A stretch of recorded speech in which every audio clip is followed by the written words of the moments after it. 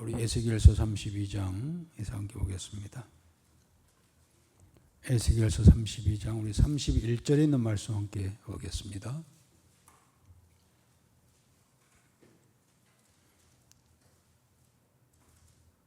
(31절) 같이 읽겠습니다. 바로가 그들을 보고 그 모든 무리로 말미암아 위로를 받을 것이며 칼에 죽임을 당한 바로와 그 온 군대가 그러하리로다. 주 여호와의 말씀이니라. 아멘. 우리 앞뒤분과 함께 인사합시다. 우리 수고 잘 오셨고 수고하셨습니다. 오늘 하루 수고하셨습니다.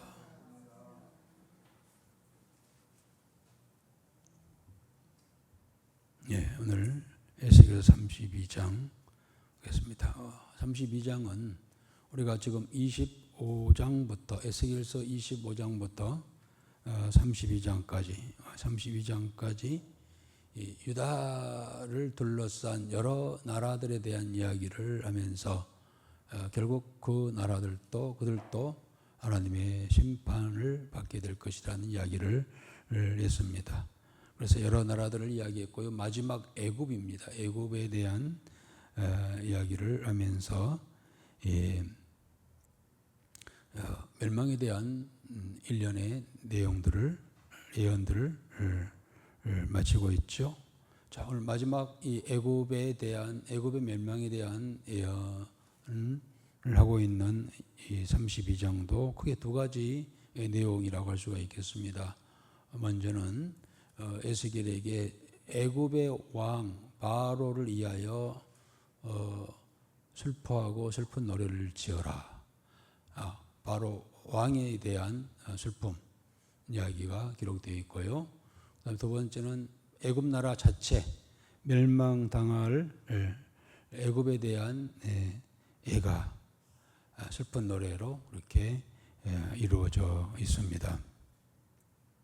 물론 이제 오늘 32장 마지막 장이 되면서 물론 에스겔서 마지막 장이 아니고 멸망할 나라들을 늘 열거하면서 25장부터 마지막 나라가 됩니다마는 이때는 이미 예루살렘이 함락되었습니다. 함락되고 소위 에스겔에게 하신 그런 예언의 말씀들이 그대로 이루어졌죠. 유다에 대한 예언이 그대로 이루어졌죠. 그런데 우리가 에레미야서를 읽어왔습니다만 에레미야서 42장에 보면은 한 무리가 이런 나라의 어려운 상황을 인지하고 애굽으로 피난을 갔습니다. 망명을 갔죠. 큰 무리들이 있었지요. 그런데 그들은 그곳에서 여전히 희망을 갖습니다. 그 희망이라고 하는 것은 예루살렘이 곧 회복될 것이다. 그것은 저 바벨론이라는 나라가 물러가고 패망하고 하나님께서는 우리 유다를 또 예루살렘을 결코 망하지 않게 하실 것이다라는 생각을 하였고, 그런데 이미 완전히 전멸당했음에도 불구하고 여전히 희망을 거두지 않았습니다. 곧 저 바벨론이 물러가고 우리가 다시 온전히 세워질 것이다 라는 그런 생각을 아직도 하고 있었지요. 그들을 향하여서 하나님께서는 에스겔에게 애굽의 마지막 최후가 어떻게 될 것인가에 대한 이야기를 오늘 32장에서 그렇게 하고 있지요. 31장, 30장에서 애굽을 비유하기를 큰 악어로 이렇게 비유했지요. 그러듯이 오늘 32장에서도 큰 악어, 나일강이 큰 악어, 곧 바로 왕, 애굽의 왕을 가리키고 있습니다. 그가 그물에 잡혀 죽임을 당할 것에 대한 이야기를 하고 있고요. 또 애굽 전체는 다른 나라들과 마찬가지로 결국 그들은 수월에 곧 멸망에 처하게 될 것이다. 이 땅에서도 이 땅에서도 멸망하지만 수월에 들어가게 될 것이다 라는 것을 이야기를 하고 있습니다. 자, 그래서 하나님께서는 에스겔을 통하여서 그러한 이 애굽을 위하여 전반부에는 애굽 왕에 대하여 그거요. 참 그렇게 될 수밖에 없는 애굽 왕이 얼마나 불쌍하냐 라는 그러한 이야기가 되어 있고요. 또 그 과정에 대해서 이야기를 하고 있고, 후반부에는 말씀드린 것처럼 바로 이집트, 애굽 자체가 이 바벨론이라는 나라에 의하여 완전히 이렇게 침략을 받고 멸하게 될 것이다라는 이야기를 하고 있습니다. 자, 그래서 1절부터 16절까지가 애굽의 왕 바로에 대한 이야기가 기록이 되어 있습니다. 자, 우리 한번 1절에서 어떤 우리가 말씀을 쭉 읽는다 그렇게 생각합시다. 1절에서부터 이 3절 있는 6절까지 쭉 함께 읽겠습니다.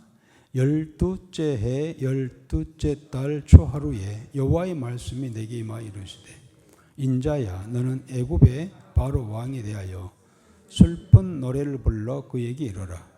너를 여러 나라에서 사자로 생각하였더니 실상은 바다 가운데 큰 악어라. 강에서 튀어 일어나 발로 물을 휘저어 그 강을 더럽혔도다. 주 여호와께서 이같이 말씀하셨느니라. 내가 많은 백성의 무리를 거느리고 내 그물을 너희 위에 치고 그 그물로 너를 끌어오리로다. 내가 너를 무태 버리며 들에 던져 공중의 새들이 내 위에 앉게 할 것이며 온 땅의 짐승이 너를 먹어 배부르게 하리로다. 내가 너의 살점을 여러 산에 두며 너의 시체를 여러 골짜기에 채울 것이며 너희 피로 너희 헤엄치는 땅에 물되듯 하여 산에 미치게 하며 그 모든 개천을 채우리로다. 그렇습니다. 12째 해 12째 달 초하루라 하겠습니다. 이 말씀이 에스겔이 임한 날이 곧 에스겔이 바벨론의 포로 잡혀간 지 12년 때째 되는 12월 1일 날 이 말씀이 하나님께로부터 주어졌다고 하는 겁니다.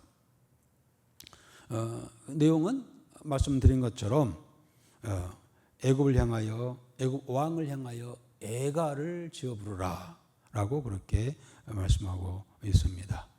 아까 좀 전에도 이야기했습니다만 여전히 애굽으로 망명간 자들이 애굽은 워낙 강대한 나라였기 때문에 애굽이 우리의 살 길이다, 우리의 피난처이다 라고 생각을 하고 있는 그들을 향하여 하나님께서는 먼저 그의 왕이 죽임을 당할 것이다 라는 말씀을 하고 있습니다. 여러분, 애굽은 결코 피난처가 될 수가 없는 곳이죠. 그들이 애굽으로 갈 것이 아니라 어디로 갔어야 합니까? 우리의 피난처가 되신 하나님께로 돌아갔어야 하는데 그들은 애굽을 의지하고 애굽으로 망명 가서 아직도 그러한 희망을 잃지 않고 버리지 않고 있는 그들을 향하여 애굽은 그와 같이 애굽 왕은 큰 악어라. 강에서 튀어 일어나 발로 물을 휘저어 그 강을 더럽혔던 그 왕을 내가 그물로 잡아 무태에 끌어올리고, 여러분 악어가 무태에 올라오면은요 오래 살지 못합니다. 그래서 결국 죽게 될 텐데, 그래서 공중의 새들이 그 위에 앉아서 그들 쪼아 먹어 배부르게 될 것이다. 곧 이 바로의 왕이 어떻게 죽을 것인가, 끔찍하게 그렇게 죽게 될 것을 말씀을 하고 있습니다. 계속해서 그리고 이제 찬란했던 이 애굽의 모든 문화가 다 멸을 하게 될 것이다. 마치 불이 꺼지면 어둡게 되듯이. 사실 지금도 이집트의 문화라고 하는 것은요 대단합니다. 좀 정말 가서 보면은 많은 유적들이 있고 어떻게 저런 것을 지었을까? 특히 피라미드 같은 경우는요, 좀 대단하죠. 그런 문화가 찬란했던 그러한 시대가 그들이 있었지만은 그 모든 것들이 이제는 빛이 꺼지듯이 다 꺼지게 될 것이다 라는 이야기를 7절에서부터 10절까지 이야기하고 있습니다. 같이 읽겠습니다. 내가 너를 불 끄듯 할 때에 하늘을 가리어 별을 어둡게 하며 해를 구름으로 가리며 달이 빛을 내지 못하게 할 것이며 하늘의 모든 밝은 빛을 내가 내 위에 어둡게 하여 어둠을 너의 땅에 베풀리로다. 주 여호와의 말씀이니라. 내가 너의 패망의 소문이 여러 나라 곧 네가 알지 못하는 나라들에 이르게 할 때에 많은 백성의 마음을 번뇌게 할 것이며 내가 그 많은 백성을 너로 말미암아 놀라게 할 것이며 내가 내 칼이 그들의 왕 앞에서 춤추게 할 때에 그 왕이 너로 말미암아 심히 두려워할 것이며 네가 엎드러지는 날에 그들이 각각 자기 생명을 위하여 무시로 떨리로다. 그렇습니다. 마치 하나님께서는 애굽을 불 끄듯이 하심으로 빛이 사라지게 할 것이라는 겁니다. 그래서 애굽이 자랑하던 모든 문명이 그 빛을 잃고 사라지게 될 것에 대한 비유를 하고 있습니다. 자, 결국 그로 인하여서 곧 애굽의 몰락으로 인하여서 주위에 있는 많은 나라들이 두려워할 것이다. 자, 그러면은 이제 11절부터는요. 결국 애굽은 역시 신흥국가 강대국이었던 이 바벨론에 의해서 멸하게 되지요. 그것을 이야기하고 있습니다. 그런데 아직 이제 우리 역사들을 보면은요, 애굽은 이 말이 있은 후 15년 후에 바벨론에 의해서 이제 침공을 당하고 멸하게 되죠. 그 이야기를 하나님께서는 에스겔에게 예언을 하게 하시죠. 자, 11절부터 14절은 바벨론에 의해서 멸망이 될 것을 이야기하고 있습니다. 우리 함께 읽겠습니다. 11절부터 14절까지. 주 여호와께서 이같이 말씀하셨느니라. 바벨론 왕의 칼이 너에게 오리로다. 나는 너희 무리가 용사 곧 모든 나라의 무서운 자들의 칼에 엎드러지게 할 것이며 그들이 애굽의 교만을 배하며 그 모든 무리를 멸하리로다. 내가 또 그 모든 짐승을 큰 물가에서 멸하리니 사람의 발이나 짐승의 굽이 다시는 그물을 흐르지 못할 것이며 그때 내가 그물을 맑게 하여 그 강이 기름같이 흐르게 하리로다. 주 여호와의 말씀이니라. 그렇습니다. 하나님께서는 바벨로니아 왕의 칼에 의해서 애굽이 멸하게 될 것을 이야기하고 있습니다. 이 바벨론은 그렇습니다. 어쨌든 하나님께서 보낸 용사들입니다. 바벨론 사람들은요, 이야기가 나왔습니다만은 이 아주 여러 나라들 중에서 가장 잔인한 그런 자들, 잔인한 사람들이죠. 오늘 아침 우리 새벽기도 때 우리 신명기서 28장에 그 이야기가 나왔잖아요. 28장은 하나님 말씀을 순종한 자들에게 주는 복과 불순종하는 자들에게 찾아오는 저주에 대한 이야기가 한 장 전체에 기록이 되어 있죠. 그 중에 오늘 28장 50절에 보면은 너희가 만약에 그 말씀을 하나님 말씀을 듣고도 행하지 아니하고 불순종하면은 이제 여러 이야기가 있습니다만은 50절에 보면은 한 민족을 독수리가 날라와서 독수리가 날라와 그 나라 너희를 칠 것이다. 그 독수리는 우리가 몇 장이었습니까? 24장이었나 23장이었나요? 애굽을 독수리로 표현을 했죠. 바벨론을 큰 독수리로 표현을 했죠. 역시 이미 사실 신명기서 28장은 곧 모세가 이 말을 할 때가 언제였을까요? 모세는 1500년, BC 1500년 전의 인물입니다. 활동의 사람입니다. 그런데 그 후로 이 이야기가 있은 후에 천년 후에 이제 이것이 이루어졌죠, 사실은. 그런데 너희가 이 말씀을 듣고 행하지 아니할 때에는 한 독수리가 날라와서 너희를 칠 것인데 그 민족은 흉악한 민족이다, 이렇게 표현하고 있어요. 이미 BC 한 1400년 전에 모세가 이야기를 하면서 너희 말씀을 불순종하고 할 때는 그러한 이 흉악한 민족이 와서 너희를 칠 것이야 라는 이야기를 했는데, 어쩌면 한 1000년 후에 586년이 되겠죠, BC. 이 독수리로 상징되어지는 바벨론이 먼저 남유다를 쳤잖아요. 그리고 어디까지? 애국까지 칠 것에 대한 이야기를 하고 있지요. 그런데 이 바벨론은 어쨌든 간에 신명기 28장에서도 흉악한 민족으로 그렇게 표현하고 있습니다. 오늘 본문에서도 그들을 아주 여러 민족 중에 가장 잔인한 자들로 표현하고 있습니다. 잔인한 자들이기 때문에 그 멸할 때도 얼마나 잔인하게 그렇게 했는지 몰라요. 어쨌든 이집트가 자랑했던 모든 것들이 그들로 인하여서 박살이 나고요. 또 온 무리가 그들로 인하여 멸망이 될 것을 하나님께서 말씀을 하라고 예언하시죠.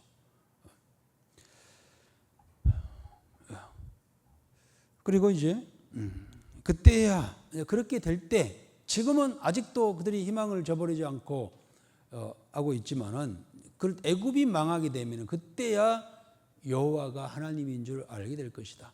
여호와가 하나님인 줄 알게 될 것이다. 이 에스겔서에 몇 번 나온다고요? 약 70번 나온다고 했어요. 이게 에스겔서의 주제하면은 여호와가 하나님이신 줄을 알리라, 이 말이 계속 거듭되고 있죠. 오늘 15절에서도 나오죠. 이로 인해서 애굽이 그렇게 패망함으로 인하여서 많은 자들이 여호와가 하나님인 줄을 알 것이다 라는 이야기를 하고 있습니다. 16절까지 읽겠습니다. 내가 애굽 땅이 황폐하여 사망이 되게 하여 거기에 풍성한 것이 없게 할 것이며 그 가운데의 모든 주민을 치리니 내가 여호와인 줄을 그들이 알리라. 이는 슬피 부를 노래이니 여러 나라 여자들이 이것을 슬피 부르며 애굽과 그 모든 무리를 위하여 이것을 슬피 부리로다. 주 여호와의 말씀이니라. 그렇습니다. 왜 슬퍼할까요? 그들이 애굽을 얼마나 동경하고 부러워했습니까? 그런데 그렇게 부러워했던 대상이 망하고 맙니다. 여러분, 우리가 31장에서 얘기했습니다만은요, 심지어는 유다 백성들도 아수르를 부러워하고 애굽을 부러워했잖아요. 하나님을 믿지 않는 자들을 결코 부러워해서는 안 된다는 것이죠. 부러움의 대상이 아니다는 것이죠. 31장에서도 아수르가 얼마나 아름다웠어요. 힘도 세고 나라가 부강하고 또 그 사람들도 얼마나 멋졌어요. 그래서 막 부러워했는데 결코 저들을 부러워하지 말라라고 31장에서도 이야기하지요. 믿지 않는 자들이 잘 되는 것은 우리의 부러움의 대상이 아니라 우리에게는 복음을 전해야 할 전도 대상인 줄 믿습니다. 자, 이어서 우리 17절부터 21절까지는 애굽 나라, 16절까지는 왕에 대해서, 애굽 왕에 대한 슬픈 노래였습니다만은 이제 17절부터 마지막 절까지는 애굽 나라 자체가 완전히 멸할 것에 대한 예언을 하고 있습니다. 우리 17절부터 21절까지 쭉 읽겠습니다. 12째 해 어느 달 15째 날에 여호와의 말씀이 내게 임하여 이르시되 인자야 애굽의 무리를 인하여 슬피 울고 그와 유명한 나라의 자들을 구덩이에 내려가는 자와 함께 지하에 던지며 이르라 너희 아름다움이 어떤 사람들보다도 뛰어나도다. 너는 내려가서 할례를 받지 아니한 자와 함께 누울지어다. 그들이 죽임을 당한 자 가운데 엎드려질 것이며 그는 칼에 넘겨진 바 되었은즉 그와 그 모든 무리를 끌지어다. 용사 가운데 강한 자가 그를 돕는 자와 함께 수월 가운데서 그에게 말하며 할례를 받지 아니한 자 곧 칼에 죽임을 당한 자들이 내려와서 가만히 누웠다 하리로다. 그렇습니다. 많은 사람들이 바로와 그다음에 애굽을 부러워하고 참 누구보다도 아름답다라고 그렇게 이야기했지만은 이제 봐라 그들이 정말 아름다운가라는 그런 이야기입니다. 왜냐하면은 그들은 바로의 애굽의 왕과 또 바로의 모든 백성들이 무덤으로 내려가서 할례 받지 못한 자들과 함께 그곳에 누울 것이다. 그곳이 어딜까요? 수월이라고 그렇게 하고 있습니다. 할례 받지 못한 자들과 함께 이것은 믿지 않는 자들. 그런데 할례 받지 않는 자들이 중에는 누가 있었나요? 31장에 보면은 하나님의 동산에 있는 자들 중에 할례 받지 못한 자들이 수월에 들어간다는 이야기를 마지막 절에 하고 있잖아요. 31장 18절에 하고 있잖아요. 그리고 유다 백성 중에서도 하나님 믿지 않는 자들이 있었다는 겁니다. 할례 받지 않는 자들이 있었다는 거죠. 그들도 역시 수월에 가서 누워 있을 것이다. 수월에 빠질 것이다 라고 그렇게 말씀하고 있죠. 그래서 이 애굽은 그야말로 경제적으로 잘 살고 문화적으로 찬란했지만 그러나 죽어서는 어떻게 됐습니까? 이 땅에서는 화려한 삶을 살았다 할지라도 그들이 죽었을 때는 죽은 후에는 수월에 하나님의 심판으로 인하여서 수월에 빠져 있는 것을 알라는 것이죠. 거기 가서 보니까 누가 있었냐면은 여러 나라들이 여러 나라 민족들이 다 그 속에 있었다는 거예요. 그래서 이제 그 나라들에 대한 이야기죠. 아수르, 엘람, 메색, 두발, 에돔 이 나라들이 열거됩니다. 애굽이 이제 바빌론에 의해서 이 땅에서 멸망당하고 그들이 죽은 후에 어떻게 했다고요? 수월에 들어갔어요. 엄부에 빠졌어요. 뭘 믿는 자들은 낙원이었겠죠. 가서 보니까 누가 있었다고요? 그렇게 이 땅에서 화려하게 살았던 31장이 그 이야기죠. 아수르 이야기죠. 찬란했던 영맹했던 모든 자들이 부러워했던 아수르가 거기에 다 들어와 있더라는 거예요. 그것 보고 깜짝 놀랐다라고 그렇게 이야기를 하고 있고요. 계속해서 메색 26절에 두발, 에돔 그리고 그렇게 나라들의 모습들이 수월에 들어와서 있는 모습들을 이렇게 간략하게 이야기를 하고 있습니다. 먼저 아수르죠. 22절, 23절 읽어봅시다. 거기에 아수르와 그 온 무리가 있으며 다 죽임을 당하여 칼에 엎드려진 자라. 그 무덤이 그 사방에 있도다. 그 무덤이 구덩이 깊은 곳에 만들어졌고 그 무리가 그 무덤 사방에 있으며 그들은 다 죽임을 당하여 칼에 엎드려진 자 곧 생존하는 사람들의 세상에서 사람을 두렵게 하던 자로다. 그렇습니다. 아수르는 얼마나 잘 나갔던 나라였습니까? 또 모든 자들이 아수르를 두려워했습니다. 세상 사람들을 막 겁을 주었던 아주 강대국이었으나 그들이 죽고 나서 멸망한 다음에 보니까 다 수월에 와 있더라는 거예요. 그 다음에 엘람 사람들입니다. 엘람 사람. 엘람은 잘 우리가 잘 얘기되지 않지만은요. 그 당시에 참 큰 어떤 힘을 써서 한량했던 그런 나라 중 하나인데 엘람도 24절, 25절 읽어봅시다. 거기에 엘람이라는 나라가 있고 그 모든 무리가 그 무덤 사방에 있으며 그들은 다 할례를 받지 못하고 죽임을 당하여 칼에 엎드려져 지하에 내려간 자로다. 그들이 생존하는 사람들의 세상에서 두렵게 하였으나 이제는 구덩이에 내려가는 자와 함께 수치를 당하였도다. 그와 그 모든 무리를 위하여 죽임을 당한 자 가운데 침상을 놓았고 그 여러 무덤은 사방에 있으며 그들은 다 할례를 받지 못하고 칼에 죽임을 당한 자로다. 그들이 생존하는 사람들의 세상에서 두렵게 하였으나 이제는 구덩이에 내려가는 자와 함께 수치를 당하고 죽임을 당한 자 가운데 니었도다. 그렇습니다. 그렇게 한때는 힘이 있어서 세상 사람들을 두렵게 했던 엘람도 결국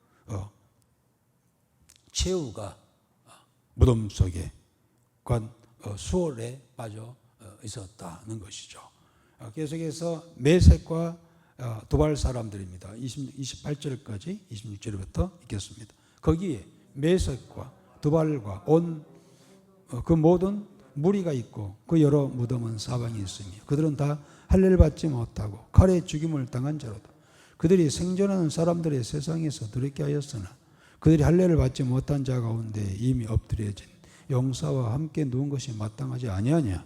이 용사들은 다 무기를 가지고 수월에 내려가서 자기의 칼을 배기로 삼았으니 그 백골이 자기의 제약을 줬으며 생존하는 사람들의 세상에서 용사의 두려움이 있던 자로다. 그렇습니다. 이 세상에서 아무리 용감하게 살았다 할지라도 하나님을 믿지 않는 자들에게 최후는 결국 지옥이다라는 이야기를 하고 있습니다. 마지막 에돔이죠.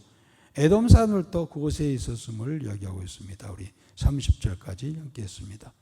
거기에 에돔 곧 그 왕들과 그 모든 고관이 있으며 그들이 강성하였었으나 칼에 죽임을 당한 자와 함께 있겠고 할례를 받지 못하고 구덩이에 내려간 자와 함께 누리로다.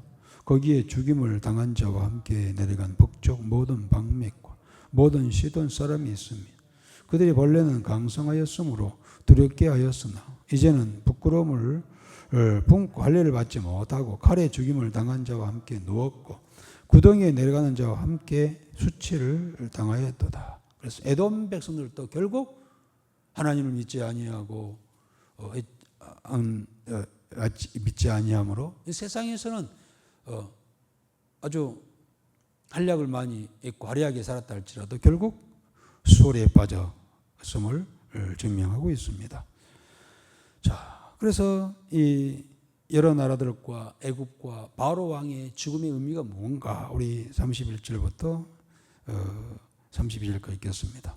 바로가 그들을 보고 그 모든 무리로 말미암아 위로를 받을 것이며 칼에 죽임을 당한 바로와 그 온 군대가 그러하리로다. 주 여호와의 말씀이니라. 내가 바로로 하여금 생존하는 사람들의 세상에서 사람을 두렵게 하게 하였으나 이제는 그가 그 모든 무리와 더불어 할례를 받지 못한 자 곧 칼에 죽임을 당한 자와 함께 누리로다. 주 여호와의 말씀이라. 그렇습니다. 그래서 물론 시대적으로 시기적으로 가장 시대가 아니라 연도로 봤을 때 애굽이 가장 나중에 바빌론에서 망이 됐지만은 그들은 바빌론에 의해서 침략당하여 나라가 완전히 망할 때 얼마나 슬펐겠습니까? 그런데 이제 가서 보니까 수월에 누가 있었다고요? 여러 나라들이 다 왕들이 있었는 걸 보고 위로를 받았다는 겁니다. 위로받을 일입니까?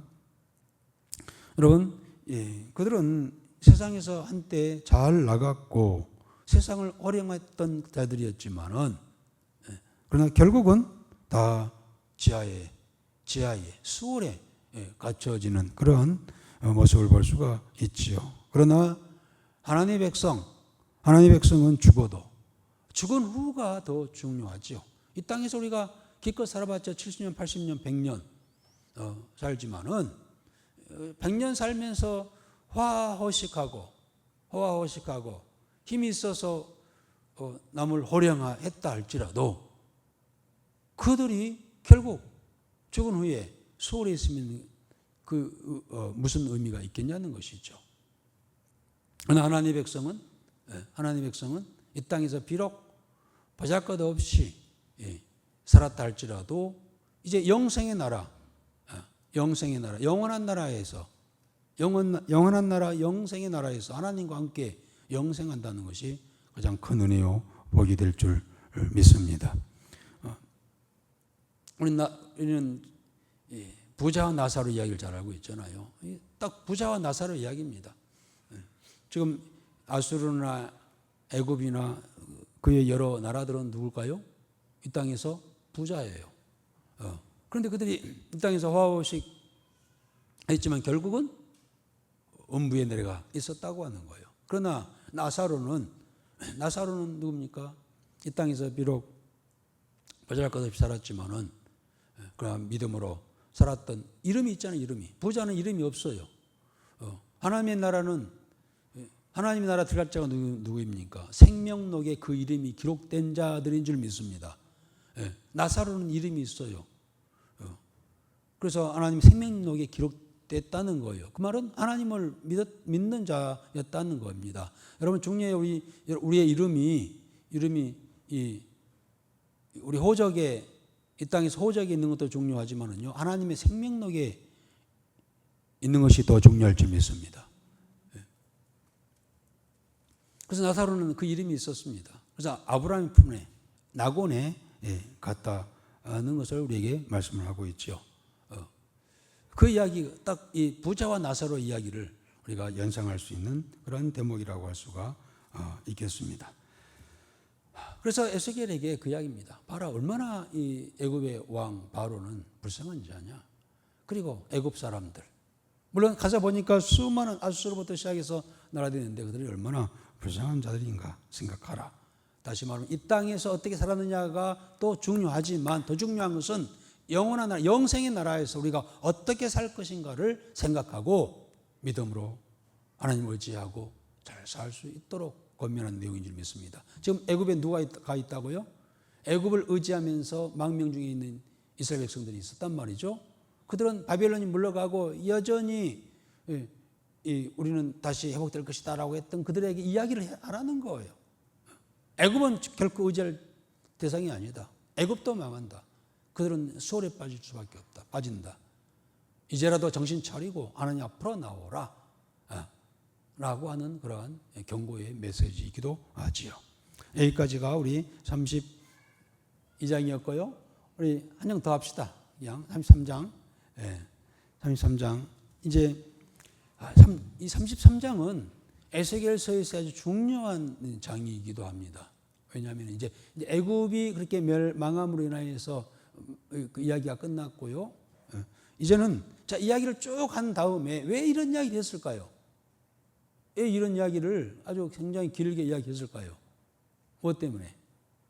자 이야기를 에스겔아 너는 이제 다 알고 있으니 가서 전하라. 누구에게? 먼저는 바벨론의 포로로 잡혀온 자들. 이들은 사실 포로 잡혀왔지만 희망의 사람들이잖아요.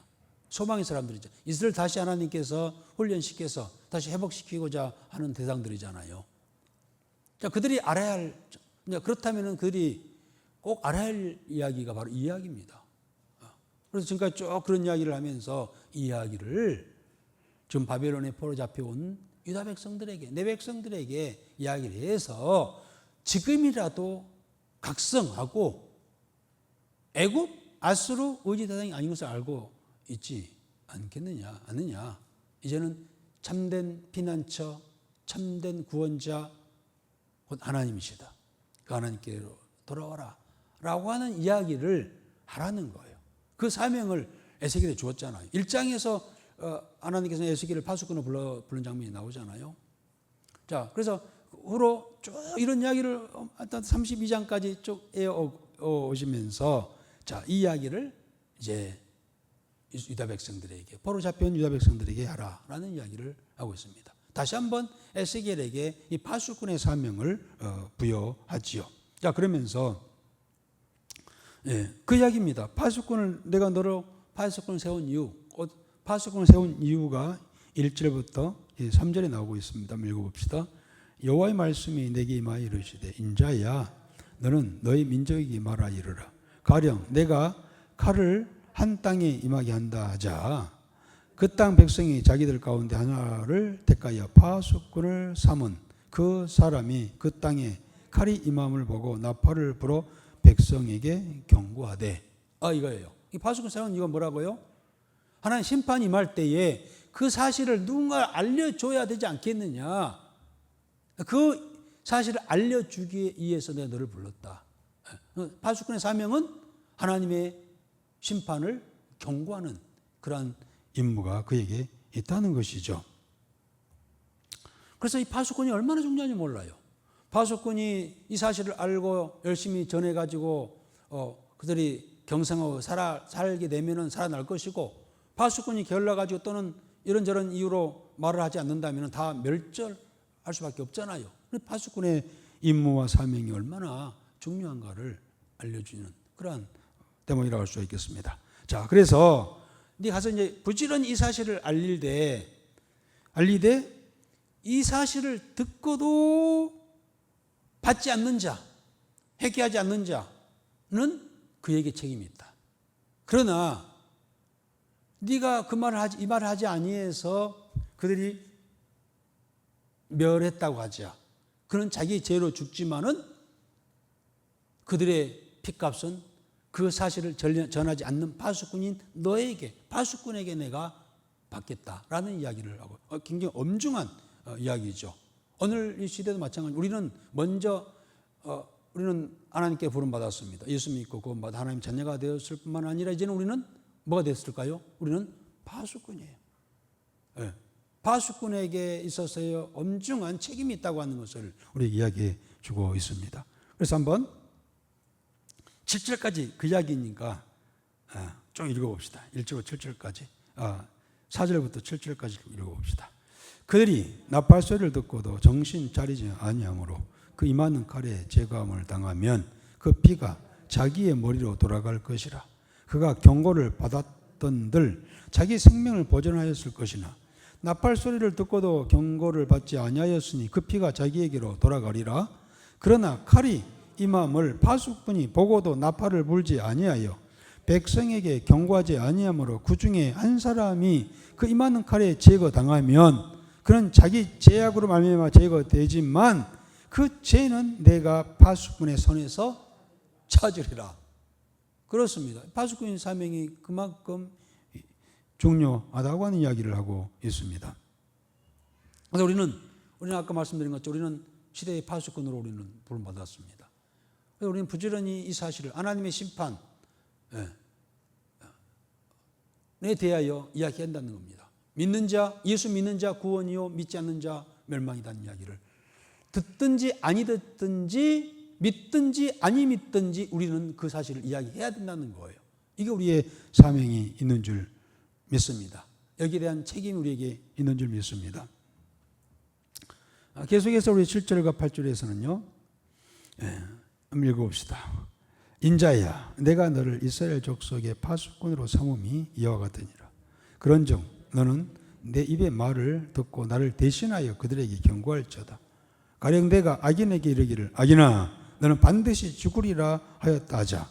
네가 그 악인에게 말로 경고하여 그의 길에서 떠나게 하지 아니하면 그 악인은 자기 죄악으로 말미암아 죽으려니와 내가 그의 피를 내 손에서 찾으리라. 계속 하나님께서는 반복해서 중요하니까 거듭해서 잔소리 같지만 계속 이 사실을 알려서 그가 얘기하고 돌아오면은 그 살겠지만은 그런데 네가 했어도 말을 듣지 않았을 때는 그 죄로 죽고 너에게 책임 없다. 그런데 네가 말을 하지 않아서 그가 죽는다고 한다면 그 책임을 너에게 묻겠다라고 또 아주 강조하고 있는 모습을 볼 수가 있습니다.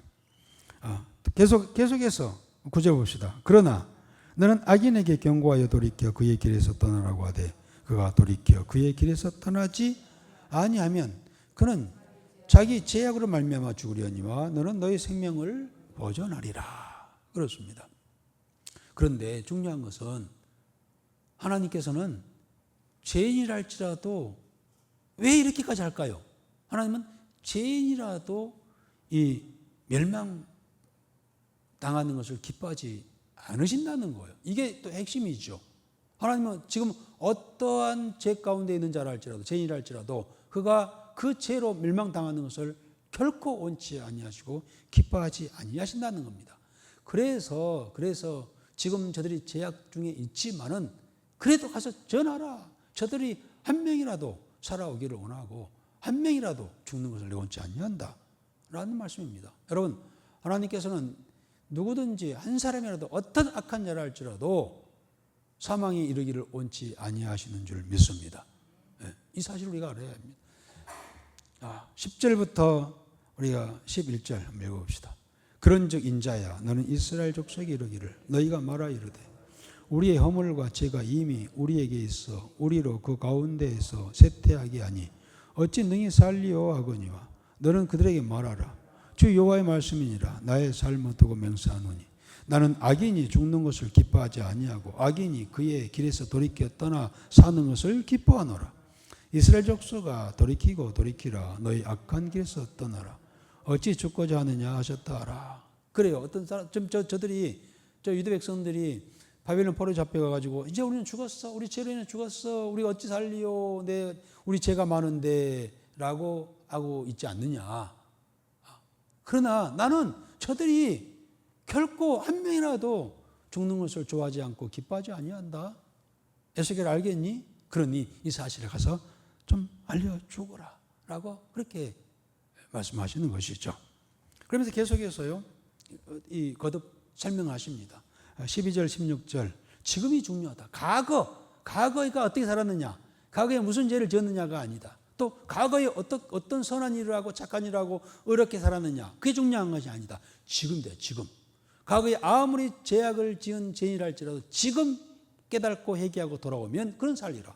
그러나 과거에 아무리 착하고 선하고 어렵게 믿음으로 살았다 할지라도 지금 죄악 가운데 있다고 한다면 그 의인은 멸하게 될 것이다. 이야기를 하고 있어요. 현재의 중요성을 이야기하고 있습니다.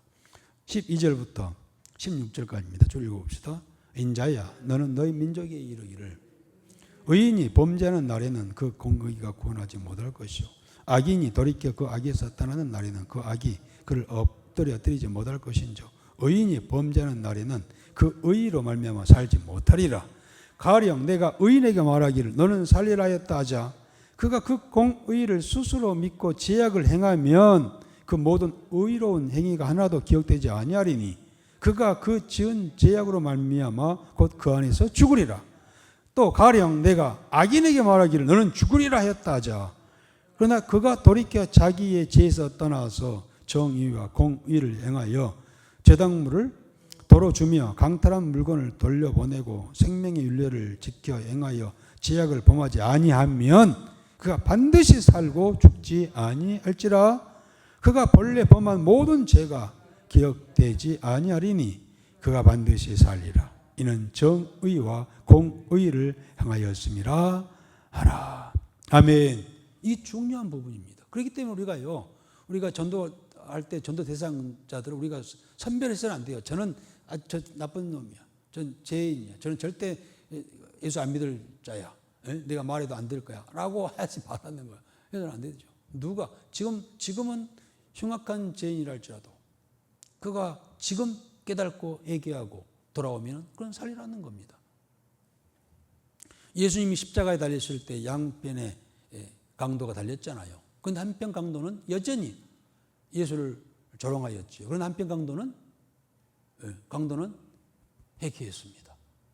그때 예수님께서 뭐라고 했습니까? 네가 오늘 나와 함께 낙원에 이르리라 라고 했습니다. 그때 십자가형 틀에 달린 이 범죄자는요, 그야말로 흉악한 자이죠. 아주 악독한 자였습니다. 그런데 그가 그것에서 마지막 순간에라도 회개하고 돌아올 때 예수님께서는 나와 함께 낙원에 있으리라 구원을 받게 되리라는 말씀을 하셨습니다.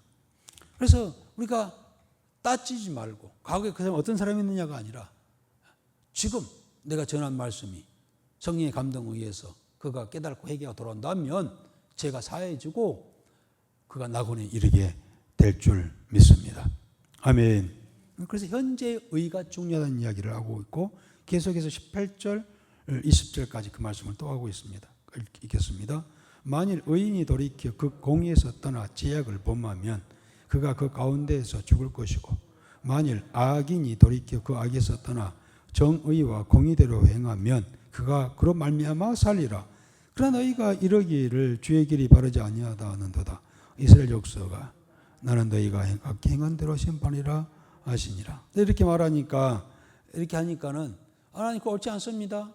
지금까지 죄를 짓고 죄 짓던 사람이 이제 와서 그렇게 얘기하고 언덕에서 구원받고 과거에 그렇게 선하게 사는 사람이 어쨌든 지금 잘못하고 실수해서라든지 죄를 지었다고 했을 때 지옥 가는 것은 부당하지 않습니까? 그렇게 이야기할 거라는 거예요. 또 그렇게 이야기했다는 거예요. 그러나 이것이 하나님의 공의고 이게 복음이라는 거예요. 복음. 기쁜 소식이라는 겁니다.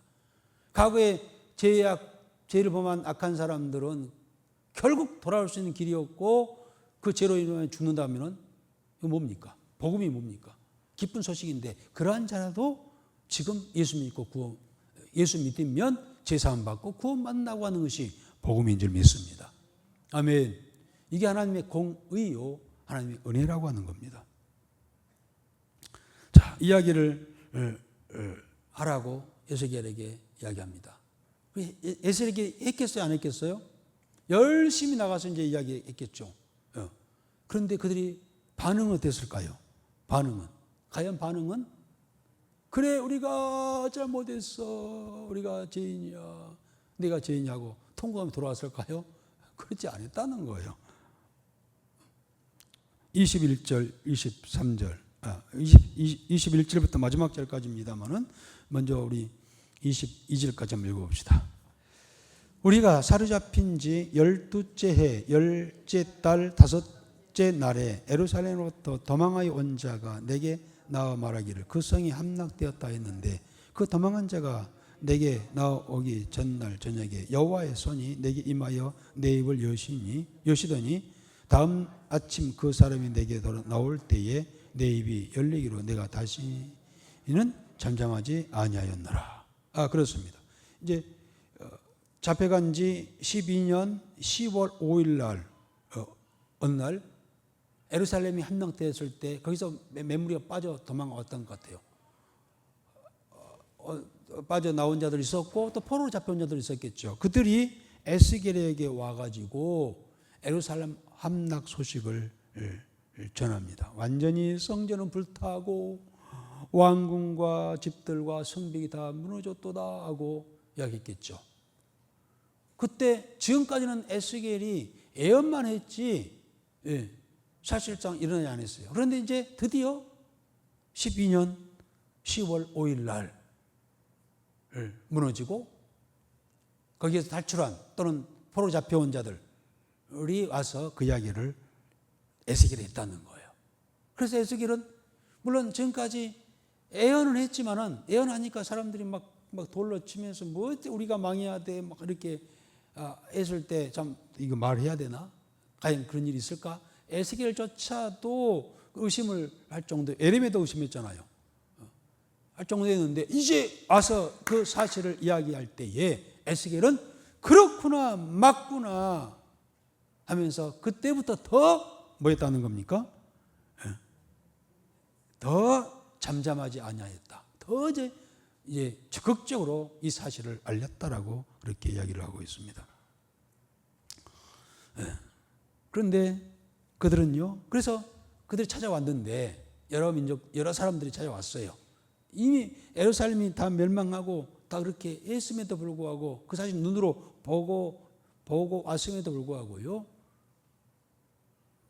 그럼 믿으려고 하지 않아. 믿으려고 하지 않아요. 오늘날 우리 이 시대와 같아요. 그렇게 이야기를 해도 물론 앞으로 과거에 된 일도 이야기했고 지금 되어진 일도 이야기하고 있고 성경은 앞으로 될 일에 대해서 이야기를 하고 있잖아요. 그런데 사람들은 믿지 않아요. 지금 이미 하나님께서 말씀하시는 것들이 역사 속에 그대로 이루어졌고 지금 이루어져 가고 있음에도 불구하고 믿으려고 하지 않아요. 더군다나 앞으로 있을 미래에 대해서 믿으려고 하지 않아. 이 시대의 모습과 좀 비슷한데요. 그들이 와가지고 뭐라고 합니까? 23절, 24절 읽어봅시다. 여호와의 말씀이 내게 임하여 이르시되 인자야 이 이스라엘의 이 황폐한 땅에 거주하는 자들이 말하 이르기를 아브라함은 오직 한 사람이라도 이 땅을 기업으로 얻었나니 우리가 많은즉 더욱 이 땅을 우리에게 기업으로 주신 것이 되느니라 한다. 아직도 그들은 회개하지 않고 다시 금방 곧 회복하리라. 왜냐하면 하나님께서 아브라함이 약속한 땅이 아니냐. 그러니 어떻게 우리가 빼앗길 수 있어? 하면서 아직도 옳지 않는 그런 낙관주의에 빠져 있는 그런 모습이죠. 그러나 이미 25절에서 29절까지 그들의 죄로 인하여서 그렇게 된 것을 이야기하고 있습니다. 한번 읽어봅시다. 그러므로 너는 그들에게 이르기를 주 여호와께서 이같이 말씀하시되 너희가 고기를 빚째 먹으며 너희 우상들에게 눈을 들며 피를 흘리니 그 땅이 너희의 기업이 될까 보냐.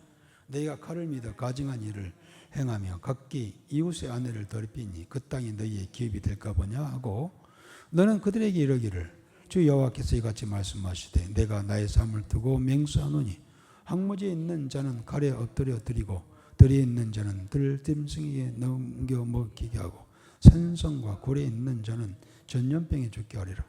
내가 그 땅이 황무지와 공포의 대상이 되게 하고 그 권능의 교만을 그치게 하리니 이스라엘의 산들이 황폐하여 지나갈 사람이 없으리다. 내가 그들이 행한 모든 가증한 일로 말미암아 그 땅을 황무지와 공포의 대상이 되게 하면 그때에 내가 여호와인 줄 그들이 알리라 하라. 이렇게 말씀을 했고 지금 하고 있음에도 불구하고요, 그들은 그 사실을 여전히 믿지 않으려고 하지요. 그래서 그들이 오기는 왔지만은 그들의 반응은 어떤가 봅시다. 좀 30절부터 32절까지입니다만 읽어봅시다. 인자야 너희 민족이 담 곁에서와 진 문에서 너에 대하여 말하며 각각 그 형제와 더불어 말하여 이르기를 자 가서 여호와께로부터 무슨 말씀이 나오는가 들어보자 하고 백성이 모이는 것 같이 내게 나오오며 내 백성에게 내 앞에서 앉아서 내 말을 들으니 그대로 행하지 아니하니 이는 그 입으로는 사랑을 나타내어도 마음으로는 이익을 따름이라. 그들은 네가 고운 음성으로 사랑의 노래를 하며 음악을 잘하는 자같이 여겼나니 너의 말을 듣고도 행하지 아니하였거니와 그 말이 응하리니 응할 때에는 그들이 한 선지자가 자기 가운데 있었음을 알리라. 그렇습니다. 그들은 잘못된 낙관주의에 빠져 있을 때 여전히 하나님께서 멸할 수밖에 없는 이유를 죄악을 쭉 이야기를 함에도 불구하고 믿으려고 하지 않아요. 그리고 그들이 이제 에스겔 앞에 오긴 왔습니다. 와가지고 에스겔 말씀을 들으려고 해요. 무슨 말을 하는가. 그런데 그들이 와서 말씀을 듣는 자세가 어떤 자세라는 겁니까? 경청해서 그 말씀을 받아들이려고 한 것이 아니라 저 에스겔이 무슨 말을 하려고 하는고 하는 그러한 이 조롱 섞인 자세였음을 우리가 볼 수가 있죠. 그래서 마치 에스겔을 노래 잘하는 어떤 가수로 생각하고 한 유명한 가수가 왔다니 그가 무슨 노래를 한다고 하니 한번 드러나 보세요 라는 자세로 와 있다는 거예요.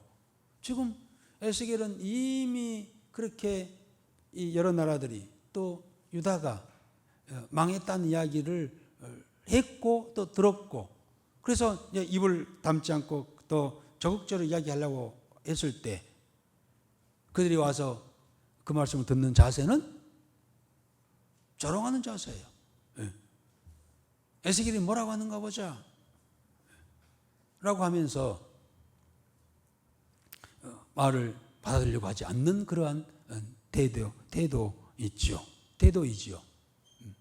이러한을 결국 그들은 이제 이렇게 가면서 에스겔이 계속 이야기하고 복음을 전한 가운데 나중에는 그들이 회개하고 다시 돌아옵니다만은 아직까지 그들은 마치 에스겔을 갖다가 주의 종으로 여기지 아니하고 한 가수로 여기고 에스겔이 노래를 잘한다네 기타도 잘 치고 한번 들어보자 하고 하는 그러한 이 자세이죠. 관람객 입장이에요. 요즘에 교인들이 그러잖아요. 교회 오기는 오지만은 다 이 관람객 예배를 드리러 온 게 아니라 예배를 보러 와요. 목사가 무슨 말을 한가? 한번 들어보자. 무슨 엉뚱한 이야기를 하려고 무슨 잔소리를 하려고 물론 대대로 교회 생활 신앙생활을 한 가문이기 때문에 또 교회 안 가면 안 되겠고 그래서 오기는 오는데 그 말씀을 믿으려고 하지 않아. 그냥 관람객으로 예배를 보는 거야. 믿으려고 하지 않아요. 받아들이려고 하지 않고 그냥 들으려고 하고 보려고 하고 예배를 보러 온 거예요. 그래서 오늘은 목사가 노래를 잘했어. 설교를 잘했어. 또 어떤 날은 아이고 목사 설교 죽 썼어. 예? 뭐 이렇게 판단이라면서 있는 현대인들, 현대 교인들의 다는 아니겠지만 모습이 이라는 거예요. 지금 아 있는 모습들이. 오늘 주의 종은 배우가 아니라 가수가 아니라 하나님의 종인 줄 믿습니다. 예. 하나님께서는 에스겔, 주의 종 에스겔을 통하여서 반드시 이루어질 것을 말씀을 하고 있습니다.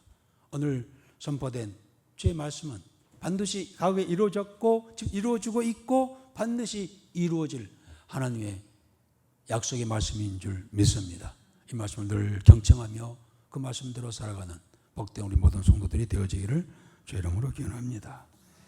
아버지 하나님, 오늘 수요 예배로 이렇게 함께 주 앞에 나와 예배드리며 주의 말씀을 듣습니다. 오늘 에스겔서 32장 33장을 통하여서 하나님의 마음을 더욱더 알게 하시고 하나님은 한 영혼이라도 멸망에 처하는 것을 기뻐하지 아니하심으로 이 시대도 여전히 에스겔과 같은 선지자 주의 종들을 통하여서 말씀을 전하고 또 우리를 부르셔서 이 사실을 믿지 않는 자들에게 증거하도록 또 하기를 원하시는 하나님의 그런 마음을 알게 하시니 감사를 드리나이다. 우리에게 주신 말씀 저들이 듣든지 아니 듣든지 믿든지 아니 믿든지 우리는 또 전해야 할 사명에 있음을 알고 우리의 가족, 이웃, 친척들에게 이 사실을 전하기를 힘쓰는 우리 모든 자들이 되게 하옵소서. 예수님의 이름으로 기도드리옵나이다. 아멘.